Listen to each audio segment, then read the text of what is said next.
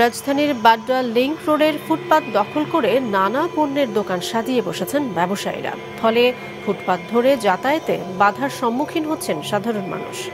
দোকানে ক্রেতাদের ভিড় বাড়লে ফুটপাত ধরে হাঁটারও উপায় থাকে না।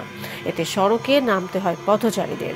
কোথাও কোথাও সড়কেও দোকান সাজিয়ে বসতে দেখা যায়। পথচারীদের অভিযোগ, এসব দোকানের কারণে ফুটপাত রেখে ঝুঁকি নিয়ে প্রধান সড়কে চলাচল করতে বাধ্য হচ্ছেন তারা।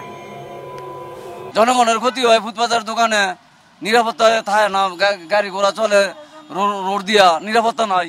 যদি ফুটপাতের দোকান না থাকতো তাহলে নিরাপত্তা সাইডে আমরা হাঁটতে পারতাম। হ্যাঁ, একটু অসুবিধা তো হয়, কিন্তু সেই অসুবিধার থেকে আমরা দূরে রাখার জন্য আমরা নিজেরাই নিয়ম শৃঙ্খলা মেনে চলি। সেই হিসাবে আইন শৃঙ্খলা বাহিনী খুবই তৎপর আছে, যাতে আমাদের রাস্তায় চলাচলে অসুবিধা না হয়, সেজন্য আমরা সে বিষয়ে অবগত আছি আর কি।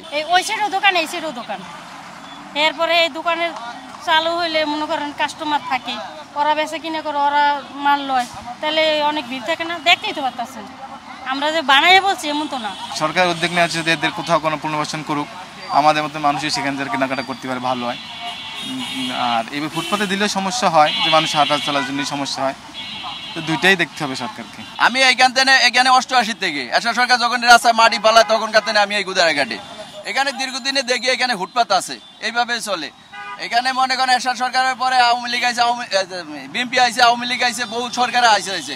এদের এতগুলি ফুটপাত, এরা তো সবাই গরিব মানুষ, এর জন্য তো কেউ কোনো সরকার কোনো কিছু করেনি। চলাফেরা এত কষ্ট হয়, এটা তো জনবহুল এলাকা, যেহেতু সবাই চাকরির পারপাসে সকালে যেমন আমরা অনেক ব্যস্ত, মানে এই রাস্তাতে হাঁটতে গেলে একটু কষ্টই হয়।